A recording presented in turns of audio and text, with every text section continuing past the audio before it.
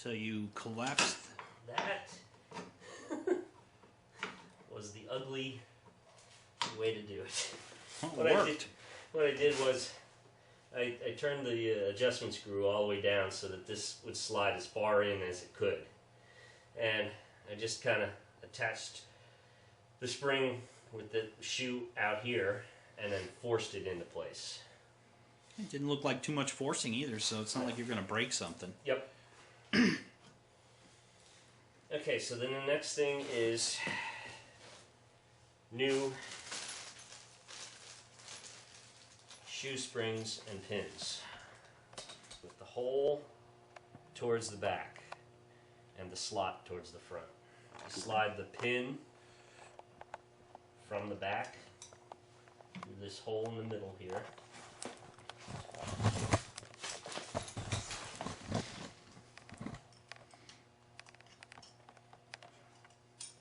And what I do is turn it to the side because I find it easier to get this connected this way. There's nothing easy about this type of...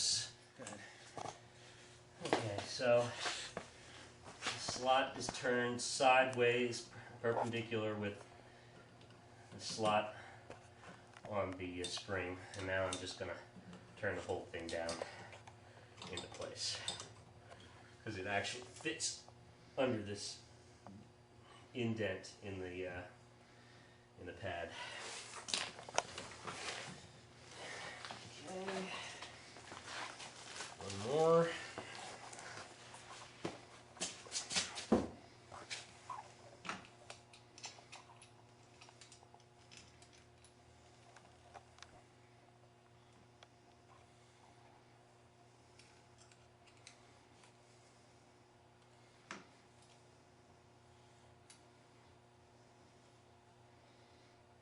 You want me to do that same thing again for you? Yep. Press the spring.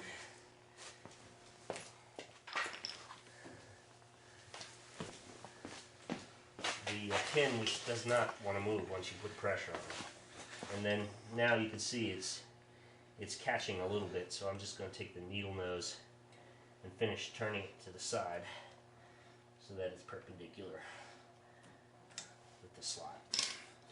Now, again, I can move this down into position. Voila. Okay. First thing I'm going to do is turn this adjustment screw back closer to the position it needs to be, because it's harder to do once you have the adjusting lever in place. Next is the adjusting lever, and it goes opposite of the rear brake shoe. But I don't think on the other side that it's the rear one. It's really opposite of the parking brake adjusting lever.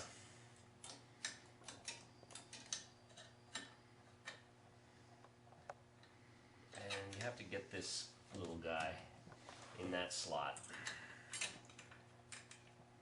And then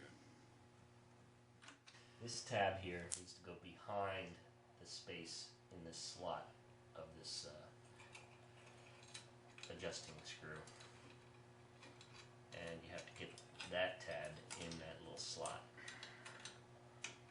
Like so.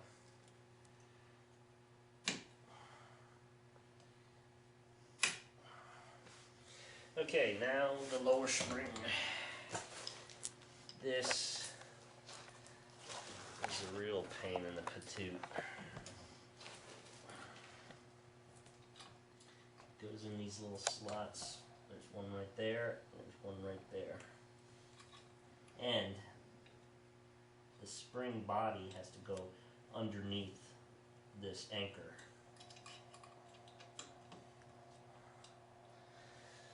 So this, we figured, is much easier done. There's probably a better way to do it, but it's much easier for us to do, us amateurs, as a two-man job.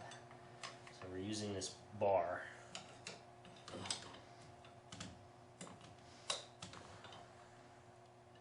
You might need to kick the pad forward Yep. a little bit or something. Yep.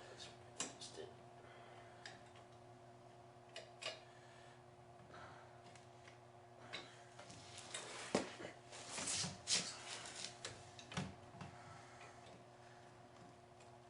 Okay.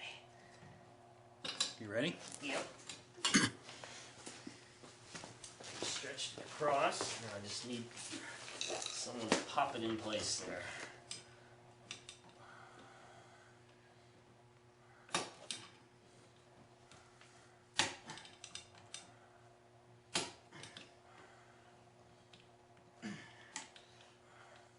Can you release You got pressure on it? I think, yeah. Is it in there? Yeah, barely. There it is. There it is. Right on.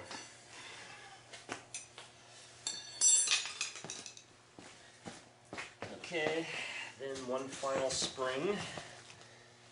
This guy goes from, can't see it, but it's there's a notch in this adjusting lever. The long end of the spring goes up on that notch. And the short end goes in that hole right there. The one on the bottom of the pad.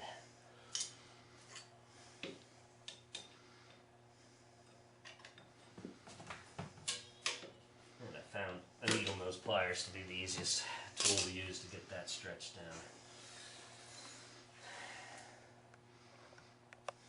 Okay, then the only thing left to do is to put the new, just want to make sure that the pads are seated correctly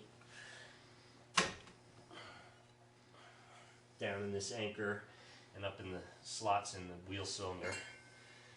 And put the drum back on, and then we'll adjust the brakes out to put pressure on the drum. And there's a hole the size of this in the back, and you stick a screwdriver in and turn the adjusting screw, and then you put your plug in. And that's it.